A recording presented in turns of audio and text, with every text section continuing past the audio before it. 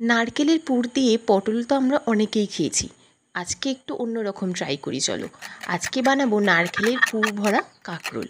তার জন্য কাঁকরোলটা ভালো করে ধুয়ে গাটা একটুখানি খোসাটা ছাড়িয়ে মাঝখান দিয়ে কেটে গরম জলে একটু সেদ্ধ করতে দেবো নুন দিয়ে। এখানে ব্যাটারের জন্য ময়দা, বেসন, হলুদ, লঙ্কার গুঁড়ো, তারপর একটু লবণ, কালো জিরে দিয়ে ভালো করে একটা স্মুথ ব্যাটার তৈরি করে নেব। কাঁকরোলটা সেদ্ধ হলে ভেতরের অংশটাকে এরকম ছাড়িয়ে নেব এবং সেটাকে মিক্সিতে দিয়ে দেবো।